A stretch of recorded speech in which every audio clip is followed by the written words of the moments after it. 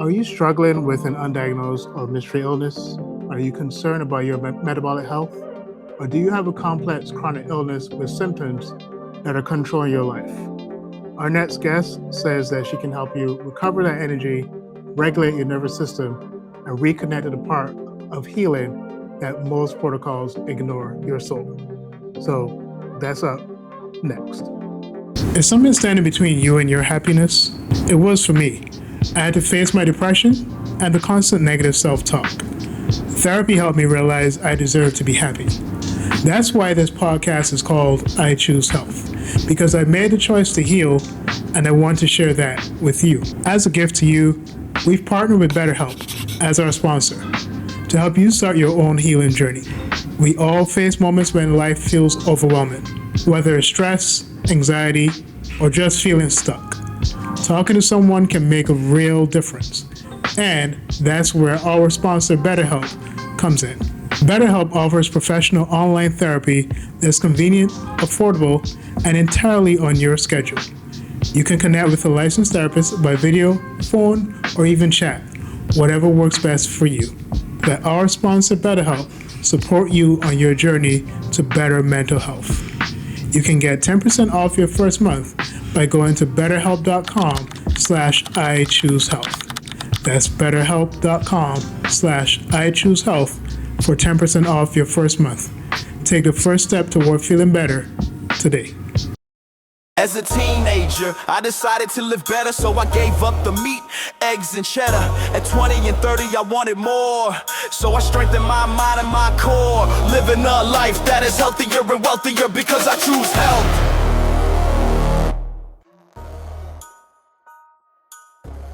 Hey guys, welcome back to the I Choose Health podcast. I'm your host, Stephen Leslie. Today we have with us Danielle Pashko, and I'm really excited to just dig a little bit deeper into the work that she's doing, especially around recovery.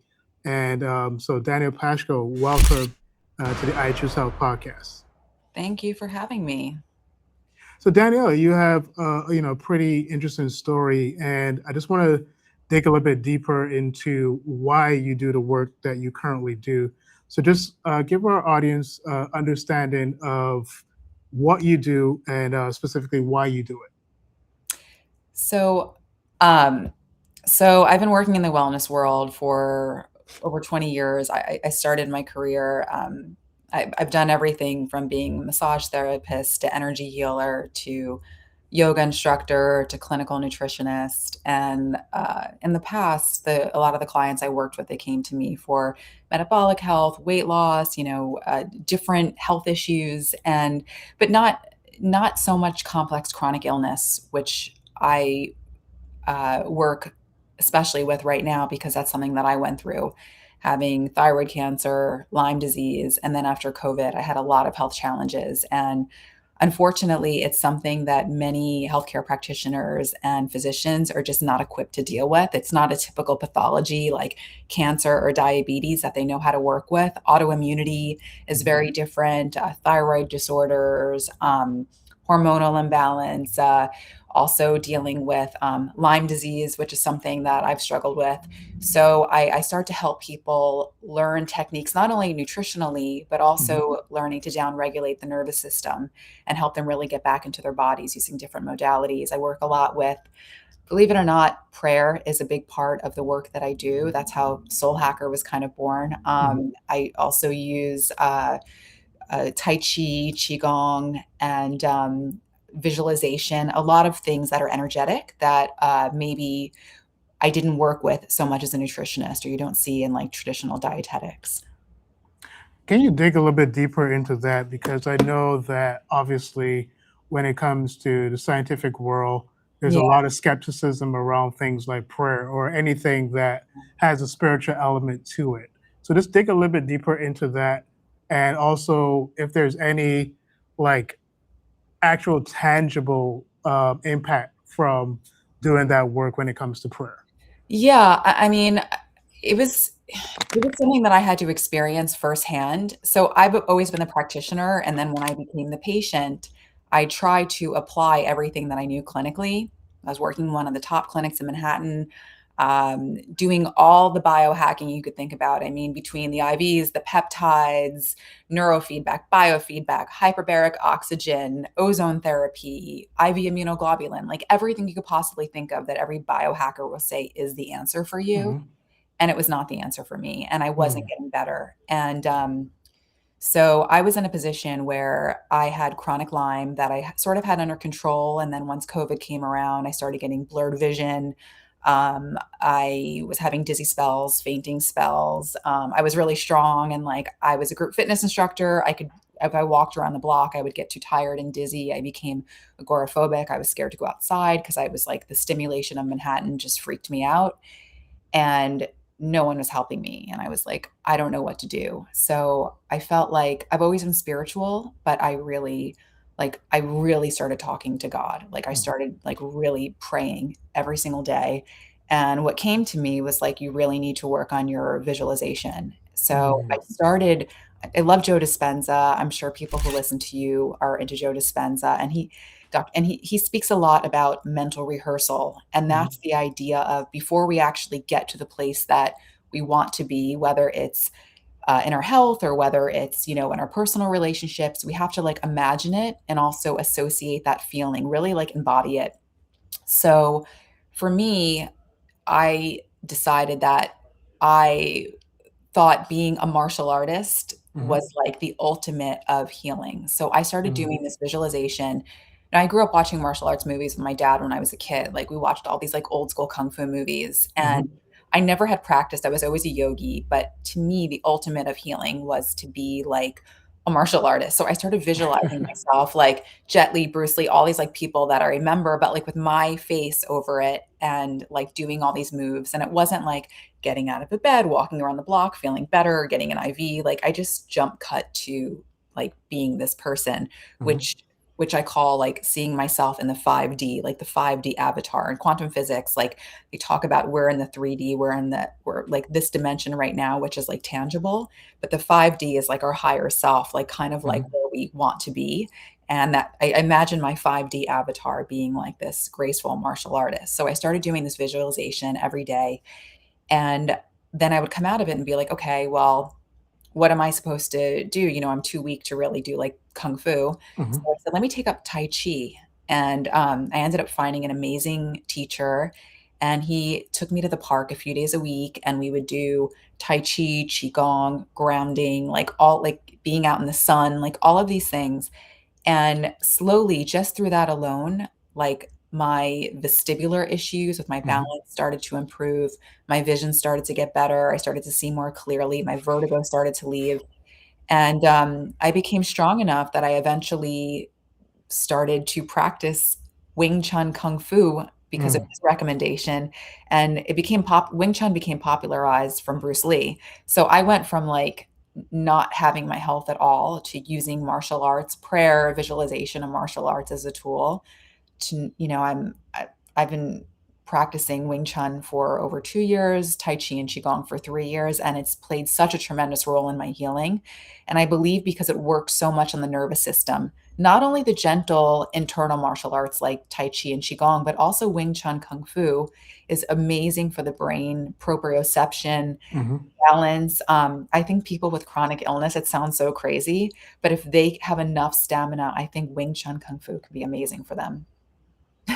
So you spoke about visualization, and I wonder as well how much like your perception of God or ultimate reality played a Yeah, part in that, right? Because I know for everyone, whether they identify as Christian, Jewish, Muslim, yeah, whatever faith they identify with, yeah. I imagine that there's a particular image of this, God or ultimate reality. So how much of that played a role in the effectiveness of prayer for you, like how you envision this particular being or individual? I envisioned God more like it wasn't like male, female. It was just more like source, and just Mm, I was connecting to something greater than myself, more like a higher power. And I was really asking for the blessing of healing because mm, I felt like there was things that I wanted to do in the world and share in the world and communicate in the world. And I felt like I wasn't supposed to be sick, Mm-hmm. like I just felt like that felt wrong. And I think like in my spirituality, I do believe that things do happen for a reason. And I believe that each of us come into this incarnation in our body to serve a particular purpose for our soul. I think it's like a growth period that we come here to fulfill our mission. So I felt like that was like a challenge that I had to go through, but I didn't feel like it was my permanence. So I was asking for, I guess, guidance in terms of like finding the right way to start to get help to get through my condition. And I thought, everyone thinks like you're sick, the doctor Mm-hmm. is the only path. Mm-hmm. And for me, that just wasn't the case. And I find for a lot of my clients too, it's not the case. Most of them have been to at least a dozen doctors and they're not getting where they need to be. Mm-hmm. And doctors are great for in many ways. Like, let's say, you have something acute, you have an injury, you need to go to the ER. Like, I want to make sure I'm seen by a doctor. Mm-hmm. But when something has become chronic and it's bothering you so much, sometimes the roots of where it comes from, they say like the root cause. Sometimes the Mm-hmm. root cause is not only like physiological, sometimes there's like also like stress, trauma. Our body is in this fight or flight mode, our nervous system is overstimulated. Like, it's the intangible, like the things that Mm-hmm. we don't always see that maybe we need to work on. And I feel like society is so focused on quantification, the biohacking, like, all the metrics, but what about the unmeasurable? And that's sort of what I'm fascinated by. Mm-hmm. Also, speaking about what led to you writing a book, "Smile at Your Challenges," it's pretty fascinating, especially the byline where it says it takes more than just going gluten-free, drinking green juice, and practicing yoga to solve your problem. So, speak Yeah. about what led to that, the development of that book. So that book, gosh, I wrote a while. I'm actually writing my third book right now. Mm-hmm. I wrote that a while ago. So the point of that book was smile at your challenges, a little bit about my upbringing. I lost my parents when I was a child. I was orphaned actually. And then I moved out at 16. I had my own apartment in the city. You're from Brooklyn. You know how it is to live in Manhattan on your own, Mm-hmm. paying rent. I was like a little hustler. Like, that was like a challenge for sure, not having parents. I didn't have brothers and sisters. Right. And then because my mom was sick with cancer so young, in my mind, I thought, I want to never have to experience that. And I don't want anyone else to experience that. So I started Mm-hmm. studying with a shaman. I started practicing all these energy modalities. I became certified in, oh my God, so many things. If you see Mm-hmm. all the certifications I have, Yeah. healing modalities, like if I was on Instagram 20 something years ago, like before, like I would have been a total influencer back then because I was doing all of this stuff before it was like trendy. Mm-hmm. And then being perfectly rigid. I was a vegan, 5:30 a.m. yoga, working in a clinical practice, doing infrared sauna 8:30 in the morning. In my practice, we had an infrared sauna 20 years ago. And then I got cancer at 30. And I'm Mm. like, are you kidding me? Yeah. So I just thought like, you do everything right. And sometimes, Mm-hmm. even despite like being so rigid with everything, um, you could end up having a curveball thrown at you. So it's not, there's so many people who are like, oh, if I Mm-hmm.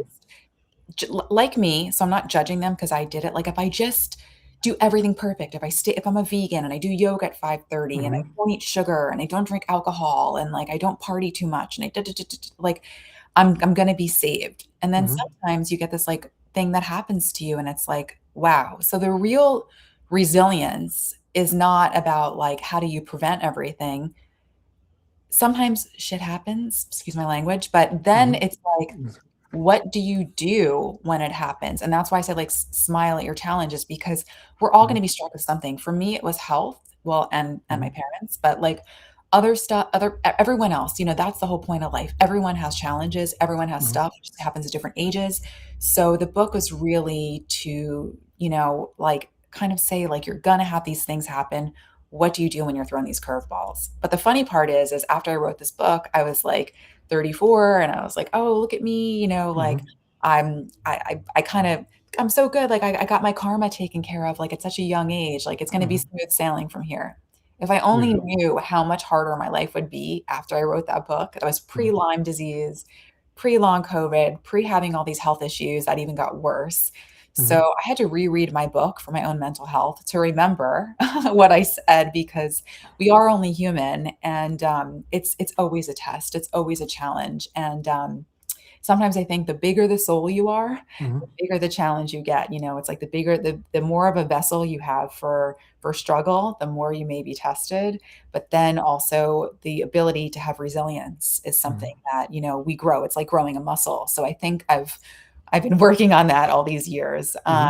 Yeah. So, but that's where the book originated from. It's interesting because I think for me, what's like hearing your story, there's encouragement, but then there's also a little bit of concern as well because you think about doing everything right. Yeah. I've been vegan now for 19 years, and Mhm. so thank God, no significant major health challenges. But then it's just like, what is down the line for me, right? Like I could be good here now, then at 36, 37. There's some issues that come up. But I imagine that you've taken the time to really do a deep, thorough analysis into the different conditions from maybe both a scientific and spiritual perspective. Yeah. So, where do you think was I guess, the pathology for most of the ailments that you had to deal with? Like, where do you think that occurred? So I think, like, in terms of the thyroid cancer, I mean, there was a cancer history. So genetically, maybe I had some predisposition. But also, if you look at like even the chakra system, like the thyroid, like the throat chakra, like that's all about communication. And when you're blocked in a certain area, like that's where the energy doesn't flow. And I think, like, I went through all this trauma as a kid, and like I just kind of normalized it. I was like, yeah, I don't have parents, like, I don't have Mm, money. Like I sort of just winged it. I like didn't go to therapy. I never really like felt nurtured, and I never spoke about my issues. And I mm, feel like I was kept everything so suppressed. So I wonder, like, was it a genetic thing? Was it because I didn't like speak about, what I had gone through? And is that part of it? And then even with like Lyme later on, like Lyme disease is something that, someone gets bit by a tick and that may carry Lyme. And mhm, some people can get bit and they never present with symptoms because they have a mhm, strong immune system. Where others, if your immune system is knocked down, or maybe like you've been through a stressor, like you may present with symptoms and you're like, why did this person not have that issue? So a lot is about stress in our life. And when we have a stressor, it can make things come out. Even like, for example, after COVID, a lot of people became long haulers and you wonder why. mm, And the truth is like, it's because, let's say someone had mono when they were in high school, or which mhm, is Epstein-Barr virus or some other virus, and maybe they haven't had it since they're a kid. Well, COVID was a stressor that broke their body down, and then maybe there was another emotional issue they were going through in their life, and then mhm, for whatever reason, that illness that was dormant suddenly came out because of the stress, whether it was physical, spiritual, emotional, or, it just so stress in mhm, your life can create genes to express themselves or not. So sometimes, we can have something lying there and it just mhm, never comes out. It's like people who have maybe cold sores or herpes or things like that. Like they know at stressful times they're going to likely to have an outbreak. So mhm, that's why we have to start connecting our stress, our nervous system, and try to keep our body in a more parasympathetic state, which is, the more relaxed mode. Not to say that we're not going to have stress. Like mhm. life is stressful, the world is stressful, but it's about having that stress resilience where you have the stressor, but you're able to go back to that parasympathetic state where you're not so reactive, and that's going to help you from being symptomatic. Right now, in terms of your practice, what do you see consistently in terms of the type of ailments that you deal with? Like, is there one ailment more than the other? And if so, how many of them are really started by, or at least I would say the catalyst is like stress? Yeah, I think with stress, I see a lot of fatigue that can make people very, can come from stress. Mhm, I do with people. work with people who do have Lyme disease, which also they may have symptoms, whether it's joint pain, inflammation, vertigo, things like that.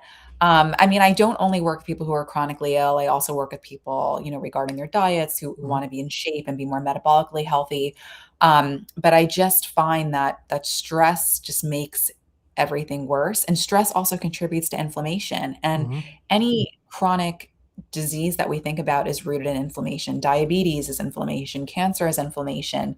And it's bringing that down. So we look at like foods as inflammatory, Mhm. but we also don't look at the role of stress as inflammatory. Even with blood sugar, like what's really interesting is I tell people to wear a glucose monitor sometimes because they don't even realize how dysregulated their blood sugar could be, which could be affecting their brain, fatigue, that sort of thing. And they think that just eating a certain way will keep their blood sugar regulated, but they Mhm. notice that when they're very stressed, their blood sugar spikes all the way up, Mm. regardless of what they ate.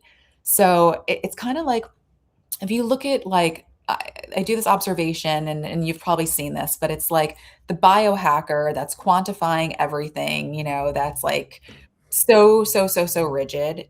It's like 45 years old, he's Mhm. trying to like live till 120. And then you see like the old Italian man in the sea who's like smoking a cigar with his tan, who's just Mhm. like really regulated nervous system, like sitting out, in the sun, hanging out with his family. And he's like, having having his wine, having his cigar, and it's just like the stress is not there. And that guy's probably in better health than the 45-year-old biohacker who's trying to have like some biological metrics of looking like a 30-year-old. And it's like, I don't know. I think we need to look at both. I Mhm. don't want to ignore the importance of, I think of course diet's important and, avoiding toxins and Mhm. environmental exposures to things that are bad and microplastics and all that stuff, 100%, but we cannot dismiss the psychospiritual,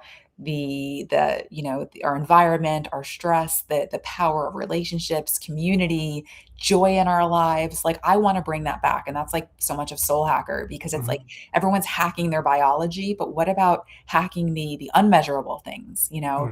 that have to do with our soul and purpose? And I think they kind of line up like hand in hand. You can't have one without the other. It's like Right. mind, body, spirit. If you're just doing, mind, body, but forgetting about spirit or forgetting about like it's you have to connect them all together.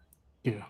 No, it's really, really interesting because I'm starting to see that more consistently now. Like, I unfortunately had a cousin back in March who passed away, and he was 30 Oh, years old, oh God. and he developed stage 4 kidney cancer. Oof. And so we had no idea why it happened. At least I have no idea why it happened. And it wasn't until the day of the funeral, certain family members started talking about how important it is to really deal with any particular stressors in your life. Yeah. I don't want to get into details as to what specifically was the stressor, but Yeah. like it was really sad to have to deal with that reality because he's 30 years old, God, you know, that's so young. Wow. two kids. One kid was 7, one kid is 7, the other I think is 4 or 5. And just having to watch these young kids have to process this reality. Um, so as you correctly said, like trying to get those things into balance. Um, I feel like a lot of us are, especially in New York City, a lot of us are balancing that. We're balancing trying to eat healthy, trying to keep our stress levels low. But quite often, I think our stress levels are often high living in New York City. And Oh, so yeah. yeah, I've kind of alluded to this because I have a client of mine. She's American, but her husband is from one of the Eastern European countries, Mhm. and she was just telling me how he was having a difficult time just adapting to the capitalism of New York and trying to Yeah. work within the system. And it's interesting because me being from the Caribbean, I also found a similar thing, even though I moved here when I was 15, so I had enough time to kind of figure it out. And I kind of joked with her, but I actually was serious about it, where I said, I think if you move to New York, you probably should get some therapy prior to moving to New York City, because it's just such a fast paced, society, and there's so much expected of you. Um, as you said, as you work in New York, you see that where stress is having that impact on your clients. So speak about that and speak about the things that obviously not just New Yorkers, but Yeah. specifically in this case, can do to reduce the amount of stress, right? Yeah. Whether that is engaging in a certain activity or removing yourself from a stressful situation. So just speak on that. Well, I think one thing that we're bombarded with, and if especially when you're in apartment buildings, is I do think EMF, electromagnetic fields, Mhm, from all the Wi-Fi do affect us, especially our brains. And when you're in an apartment building, like we are in the city, I'm in Nantucket right now, so you can see the background. But when I'm in Manhattan, like you're getting your neighbor's Wi-Fi and all that stuff. So I say, mm, like, at least at night, like try to turn off your own Wi-Fi, like mhm, to because Wi-Fi affects the brain. So to sleep better, take your phone out of your room, like try to minimize as much exposure as you can. The other thing that when you're in city living, you still have access to parks. Like mhm, the old me, the young me, like when I say old, I mean like the older version of me. Like I used to go out all the time and go out downtown and stay out late and have all these different kinds of habits. mhm, And I don't drink right now. I don't drink any. I haven't had alcohol in years.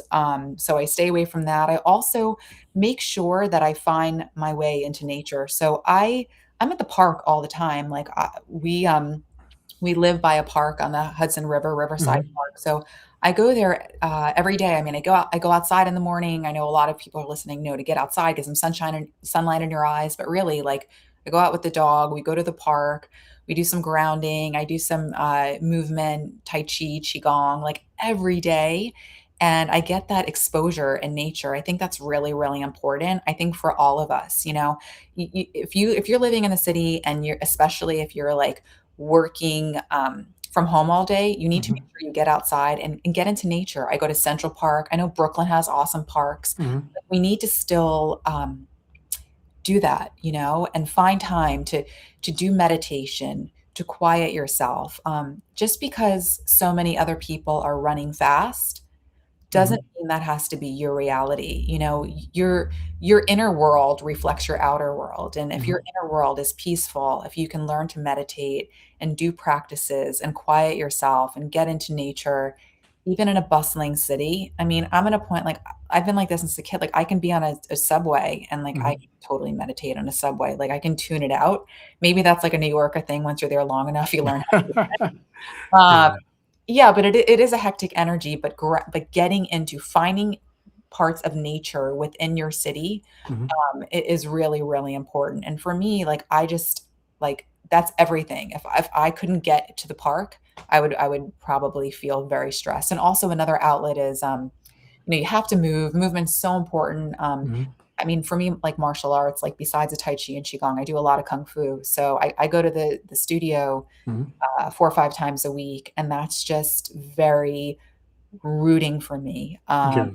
Yeah, so I think, like, movement, martial arts, yoga is great, but for some people, it's running, not everyone Mhm, does yoga or martial arts or, these type of Eastern practices, sometimes it's just, like, as simple as taking a bike ride. mhm.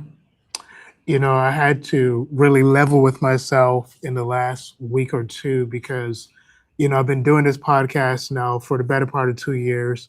And, I call it I Choose Health, but I was putting so much energy into this podcast Mhm. that I was not prioritizing myself. Right. I get that. Yeah. Like I wasn't getting the sleep that I needed. Like I was, up late at night editing the podcast, like doing all that, putting out teasers, promoting it in different ways.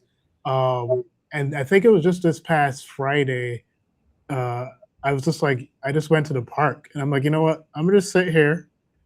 I'm gonna just, eat some breakfast, which I haven't like eaten breakfast in a park in a very long time. And I'm just gonna try to enjoy whatever's going on out here. And so, I've just been so much in the hustle and bustle. I'm like, you know what? That's not really choosing health, right? And so I had to really take my time to realize that I needed to adjust how my life was going and just, make sure that if I'm running a podcast called I Choose Health, that I actually am choosing health. Well, I mean, the same thing, exactly what you're talking about for your podcast. It's Hmm. like so many health influencers, fitfluencers, all that we know better, and yet we're constantly creating content, pumping out content, editing videos, like, and then sometimes I'm like, wow, it creates screen sickness, and I'm like, Hmm.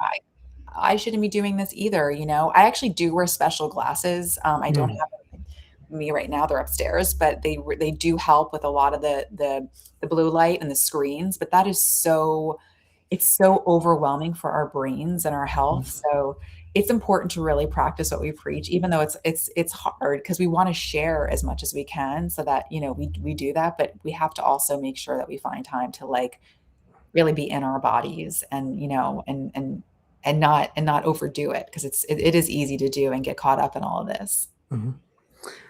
So I'm wondering as well, right? Because and again, just going back to that idea of doing everything right. And I Yeah. know most people have that perception that, if they do everything right, illness won't happen.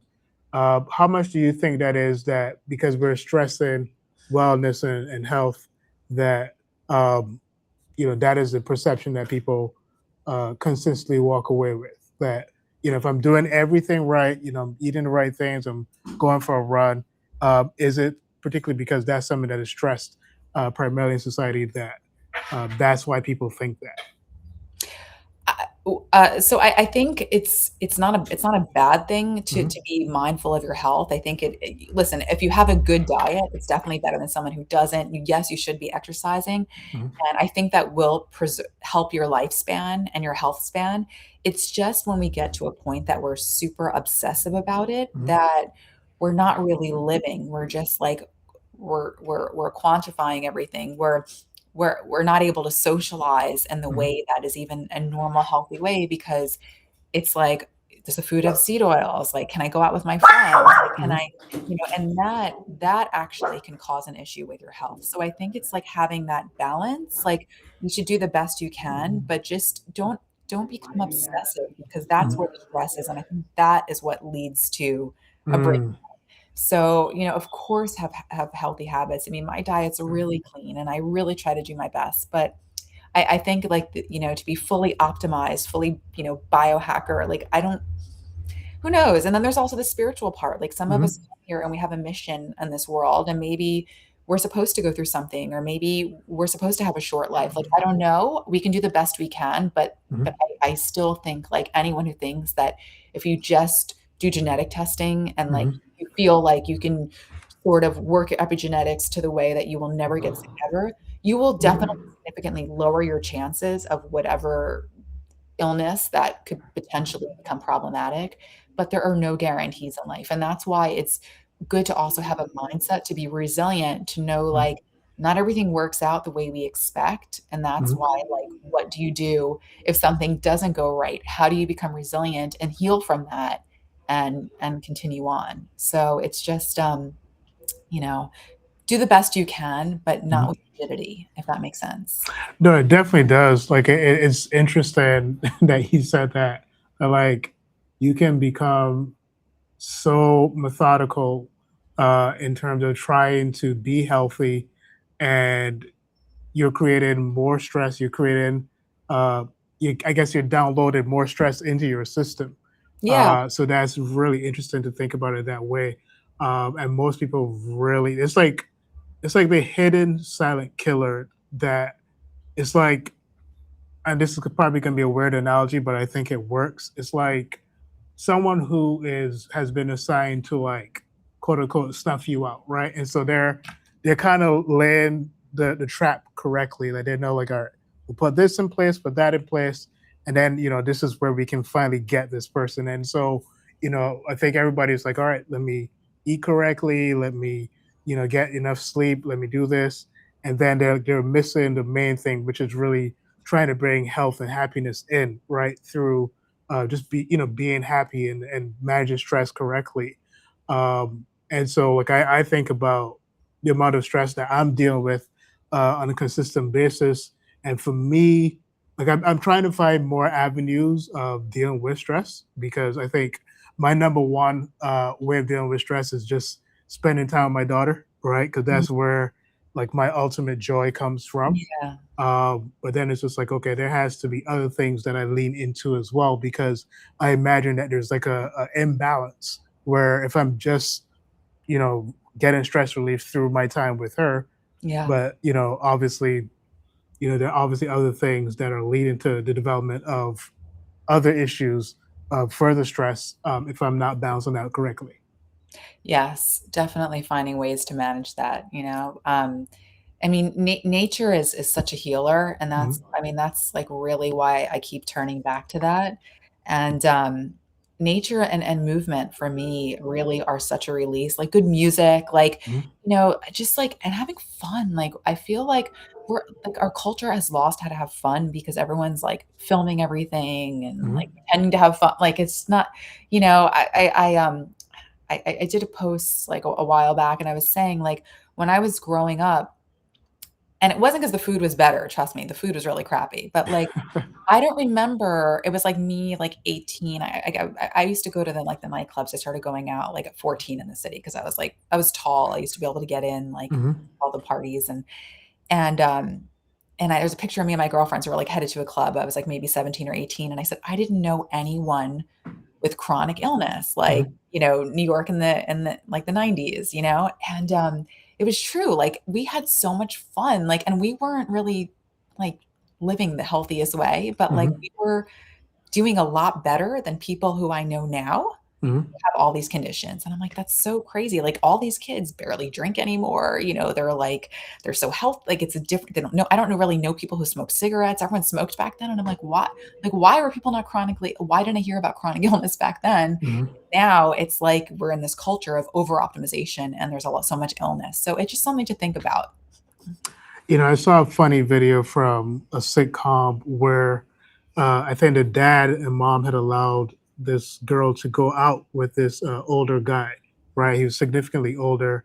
And so, you know, the dad was freaking out. The mom seemed to be cool. And so the dad is telling the mom, like, oh, she's doing this purposely, but he's not letting the daughter uh, know that that's how he was feeling. So he's just kind of letting her go along with it. So, she goes on, she goes out with a guy, and then the dad comes back into the room and he's like complaining to the mom. And so the daughter comes back in and she hears that. And so she says, you guys were gonna let me go out with him. And she was just like, she heard her dad saying, like, that's my baby girl. I didn't want anybody like who's older taking her out anywhere, like that kind of stuff. And so she like actually liked that dad said that and she gave him a hug. And I know for you, you said that you were orphaned pretty early, Mhm. and again, you're 14, going into, you know, late night life and stuff Yeah, like that. Was there any part of you that felt like, man, I kind of wish I had my parents to kind of counteract my decision making at that time? Like, was there any part of that that played a role? I mean, I wanted them around, obviously, Hmm. but at the same time, I always had a good head on my shoulders. Like, I never did drugs. Like, I never like, I used to just enjoy being out. I love dancing. I love the music. I mean, I had so much fun. I don't remember, like, New York was, Hmm. like, the best I can ever remember. Like, it's not the same New York City anymore. Um, but yeah, I mean, I guess maybe subconsciously, Hmm. but, I did the best I could with it, and, it turned out okay. Now, you emphasize, nurturing our relationship with ourselves. Yeah. What does a healthy relationship with ourselves actually look like? So I think it's, really, like, respecting our bodies, respecting our boundaries, so healthy relationship with ourself is really, like, protecting our energy and our physical health, so, like, eating really well, also, like, taking the time to have quiet time, that you're connecting with yourself, like listening to your intuition, I think that's really important. I think all of us need time for reflection, so I think that's, like, good for us, and also setting boundaries. There's a lot of negativity in the world, and I think, um, we need to, like, respect for ourselves, like learning to say no to things that don't feel right, whether it's relationships or people who are, like, not making us feel good. Um, saying yes to a job that we just despise, Mm. our body doesn't lie. Like it knows like what the truth is. It knows like what feels good. So I think we need to like listen to our intuition more and tap in. And I'm very in tune with myself, but I don't think I'm special. I just think Mhm. that everyone has that ability and it's sort of like a skill you start to develop and just really go with that. And then like as you start to develop that, that's like the highest form of respect because you don't let people push you around. You don't say yes to obligations you don't want. You don't do Mhm. things you don't want. You don't get pushed into eating what you don't want. You don't get pushed. There's no pressure. It's like you live in a way that's like for your highest good. And I think that's like a really important form of respecting our bodies. How often do you see that with your own clients where they feel like they're being pushed in a direction that they don't want to go, but maybe a family member is telling them they need to do this, they need to get that job, they need to do, whatever it is. How often are you seeing that dynamic All the time, play? all Yeah. the time. I think people feel, pressured by their family to do something because maybe it's a certain position that's like in the business, like a certain Mm. profession, or maybe they're, feel like they should be in a relationship with somebody because they hit 30 and they feel like, okay, I should be married at this point. But if it's not the right person, or just even like, you're at a family function and certain foods do not feel good for your body and you're getting Mhm. pushed to eat them because you don't want to offend somebody, but like it doesn't make you feel good inside.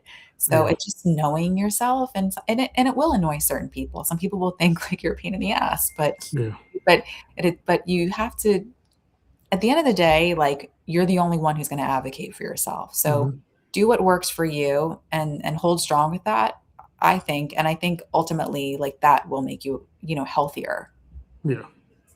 I want you to kind of dive a little bit deeper into your new book, and also the things that you're discussing there. Just dive a little bit deeper into that. What we should really take away from it. Yeah, so this book, I'm not going to share the title, Mhm. but what I will say is that it talks a lot about healing from the lens of the unmeasurable, meaning looking at the over quantification, which has become so on trend right now. And it seems like in the zeitgeist, everyone's like biohacking. And this is more like, how do we get back to ourselves? How do Mhm. we, um, use things like prayer, visualization, mental rehearsal, quantum healing, using practices like Tai Chi, Qigong, martial arts, using herbs, going back to nature. A lot of my philosophy is going back to basics. I also talk a lot about vibration because I feel like, we're energetic beings Mhm. and the way our vibration is a measure of how magnetic we are and how healthy we are. So when we're operating with a very low vibration, meaning we're Mhm. negative, we have a lot of fear, sadness, self-doubt, like it's a low vibration. We can't really attract things, and we also don't attract good health. Mhm. So really I'm sharing a lot of tools to help people to lift their vibration where they're starting to attract better situations, better health outcomes, better people in their lives. And as I started doing this work on myself, like it was so interesting. Like I've really been doing this work very seriously for the past 3 years on myself Mhm. and the people who I've attracted in my life are like amazing, healers, quantum physicists, like, like amazing people, like, doing shamanic work. Like somehow they found me. And I think it's really the energy that Mhm. somehow like we're all resonating in the same kind of frequency that we're finding each other, even the way that you and I found each other. Like there is something to energy and you attract what you put out there. So really this is it's kind of helping people to learn how to lift their vibration and Mhm. use that for their health, but also just personally in their life, to start to um, uh, meet their goals that they're really excited about, but maybe they're just, um, they're having a lot of self-doubt. So to start to clear that out. Mhm. So, in this book where you're, providing these, tools, and there are numerous tools, Yeah. I know that for some people, like right now, especially in 2026, this idea of like information overload, where Yeah. some people are just like, okay, there's just so much stuff. for me to do. Like, I would rather not like get into it. So how are you balancing that with, with information overload? Like, how are you helping people who are maybe at different places in their life be able to integrate some of these tools or ideas into or practices, sorry, into their life? I think it's important to start slow. I think we need to just maybe and like invite one practice at a time into our lives because Mhm.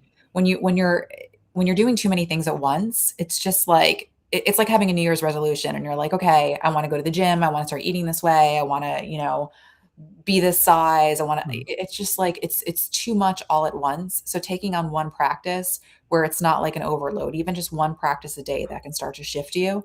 So Mhm. I think it's like there's a schedule on and how to start to apply these things. I'm not going to tell someone to like do these 20 things all at once because it's not realistic. So I think we need to like know who we are and not overdo it. Otherwise it just becomes you become like a robot. You're like, okay, it's 6 a.m. I have to go outside and get sunlight in my eyes because that's good for my circadian rhythms. And next I have to go take my shoes off and stand in the grass to ground. And now I have to go pray. And then I have to if everyone had to live like that and they never did before, they'd be like, "This Yeah. sucks." I saw one of your short videos was kind of played with that idea. It was kind of humorous, where I think you Oh, were talking about like the influencers, like oh, wellness yeah. influencers, like, oh, at this time I'm going to do this, and Yeah. yeah, Yeah, I was on a vibration plate with, like, a red light being like, "At 6 a.m., I harmonize with the birds, and then I regulate my nervous system, and, I eat this kinda diet, and if I'm regulated, I may add some sourdough." Like, I was just totally goofing at, like, yeah, influencers, who are, like, so, because it's funny. It is kind of yeah. funny. We seem ridiculous. How often do you see stuff like that, right? Because like like for you and I'm definitely I would call myself a small fry, right? I don't see a lot of that like as a personal trainer, like I do work with, very high end, wealthy clients, but Yeah. obviously I don't really get to see a back window into their life, right? Like what their day to day looks like. But have you actually been around other influencers where you've seen that kind of Oh, weird? yeah. Oh, Okay. yeah. I mean, I also, like, I speak at the biohacking conferences, like, I meet all these people, and then I also interview people or, so, like, and I really see, like, they're so immersed in it, it's Mm, this is really how they live, and I get it 'cause I had elements of that in myself before I got sick, I was, like, up at 5 a.m., 4:30, yoga at 5, like, mhm, doing all these different practices, the saunas, the walking, the this, the vegan diet, the whole like I was like, I'm tracking everything, but it was before the word biohacker was a word, mhm. and I'm like, and I got cancer. So I'm not saying like that gave me cancer. Right. I'm just saying I should have just enjoyed myself. I was so young. I was so Mhm, young, and I, like, couldn't I was like I lost years of fun and having joy and being normal, I couldn't even eat out with my friends because I was like, "Is it a vegan restaurant?" "No," and I know you're mhm. vegan, so I'm not saying that, but I was like, "Oh, I don't wanna go because like, there's nothing for me to eat," and it was just like, I missed out on so much socializing, Mhm. and I don't know, I have a different feeling about it now. So See. I think just balance. Yeah. And I think a lot of it boils down to how you feel about these particular things because like for me, like obviously, I've been vegan since I was 17, but I do enjoy being vegan as well. Whereas like, there's some other things that I did relatively young that I probably didn't enjoy as much. So Yeah, I think a lot of it surrounds, your attitude toward that particular thing. And I don't know, this is just a theory, but I've noticed that people who try to do things early on. yeah, Um, like I was somebody who was kind of like getting into public speaking early on at 15, 16 years old, right? yeah, yeah, Whereas like, and you look at the people like Kobe Bryant and Michael Jackson and all these people who, uh, excel or achieve so much in a short space of time. But then there's a certain point in their life where there's like this significant burnout, right? And you know, how do you balance all these things while you're trying to, you're trying to achieve, you're trying to get to a certain point in life, and then, you get to, 30, 40 years old, you're like, I don't think there's any more to achieve. Like, what else is there in life? Well, it's interesting because I was one of those people when I was really young. I was doing all that, I wrote these books, I was doing a lot of media in my early 30s, and then I burned out, and then I ended up getting also sick with Lyme and the COVID, and I thought that was sort of it for me. And now, back in my 40s, it's like I'm back again. I had to take a break. I Mhm, had to kind of reset my body. I think we need to find time for ourselves and take those breaks. You can't always go 100 miles an hour. I remember I worked in one medical practice, and the doctor, he was like, Danielle, you're on a slippery slope. You're going 100 miles an hour. And I was so type A, I thought I can do it. mhm, And I think like we just need to find um, we need to take breaks. We need to make sure we're sleeping enough. We need to make sure we're doing the self-care. We need to make sure we're not on our screens all day. We need to make sure we're not constantly posting. mm, We have to like we can't go that speed. So even if it's like a little vacation, checking out, like we have to check out from time to time to mhm. maintain that. And now I'm in my part two of my life, Right. So I'm back again. I burned out. I went through all that stuff, and Mhm. now I'm on this track again. So let's see. But now I'm doing it with more caution because I know what happens when you do too much. So Yeah. I think we just need to be mindful of that. It's interesting because when I'm with my daughter, if I happen to be like on my phone, like Yeah. she's 2 years old. She's 2 years old, and she happens to just like Oh, pull the phone from my hand, right? And it's just like a reminder, like, you know what? Yeah, I'm with you. I'm here with you in this moment. Let's just enjoy this moment, right?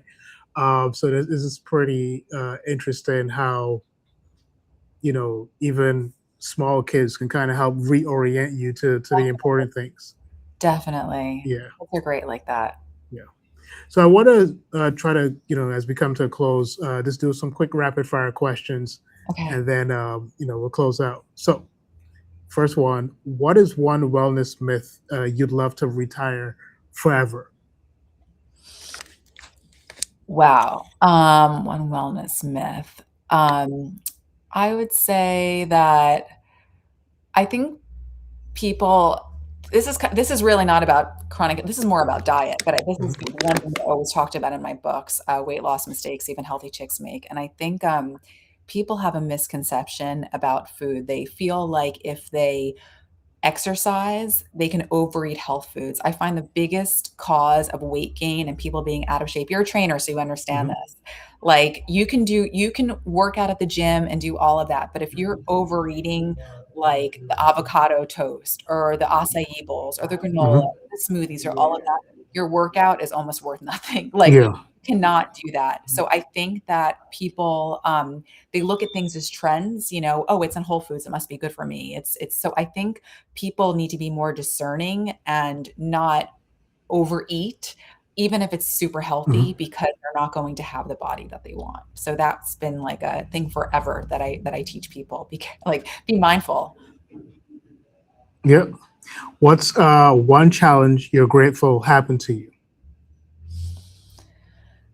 Oh God, I've had so many challenges. I guess I don't know if I would say that I'm grateful, but I'd say that I've learned. Mm, I wouldn't want to go through it again, but I feel like um, not I would say going through the combination of all the challenges of not having parents, not having money, having health challenges, I think it humbled me to the floor and made me really sensitive and empathetic to other people, and I could really, like, understand them mhm. without judgment and people that made bad decisions in their life, and I could really understand why and not judge them. I have a lot of empathy for people who have gone off the track. And what's something you believed at 25 that you no longer believe today? Um, oh god, I just feel like I think I knew everything at 25. Mhm, I guess one thing is going back to the last one we just talked about, I was very quick to make assumptions about things or people, and people have so many, facets of their personality, their life. You don't know what shoes they've lived in before. So before you judge somebody, really get to know them and try to see through things through the lens of their past and understand why they are the way they are. And the less judgment you have, the more that, people, even who maybe have a predisposition to be kind of nasty or mean or whatever, but the kindness in your heart, if you can show that to them, what they reflect back to you will be kind also, because you have a sensitivity to them. So I think my sensitivity has grown a lot since 25. What's one simple habit everyone can start this week?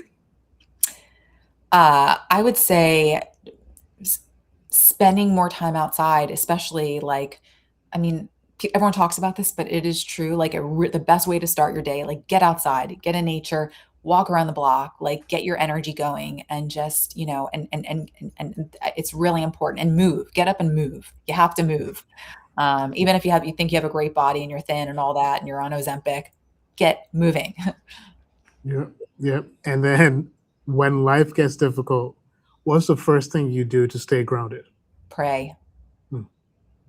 I always speak to my creator and ask for guidance and ask to be led to the right path. I mean, I'll talk out loud and just say, like, please, guide me. But I always talk to him before I go to a therapist, which I don't even have one, but just saying God's my therapist. Wow. And that's, I think in 2026, that's kind of hard it's funny because I think there's been this interesting relationship with therapy over the last couple of years. And then, now everybody's like, hey, are you going to a therapist? Are you talking to a therapist? And then quite often for me as well, especially like in the Black community, there's been an interesting relationship with therapy. A lot of us don't do it for different reasons, like we have God, like we don't need therapy, like that type of thing. But of course, you're not saying to not do therapy. No, I'm not saying that. I'm not saying that. But I just feel like sometimes, like really, I feel like when I have a conversation with God and like I speak to God out loud, and like I feel like I feel like I get some kind of feedback that I feel inside that gives me like a direction of where to go. I think therapy can be very good for people, but I also, I do lean on prayer a lot. Yeah. Well, Danielle, I really do appreciate this. I appreciate your patience, especially with. We had a lot of technical difficulties this morning, but thank you. Yeah, but no, I hope you're enjoying it there in Nantucket. Hopefully, I can get out there one day. Looks pretty cool back there. But no, this was definitely amazing. I really appreciate it. And if you have any things that you want to plug, definitely do that. Any books or the book's not out yet, but if anyone wants to follow me on Instagram, my handle is The Soul Hacker, TheSoulHacker with 2 Ks. Yeah. All right. Well, Danielle, thank you so much. And thank you again to my audience as well. This is Stefan, just reminding you that choosing health is about choosing power, possibility, and purpose.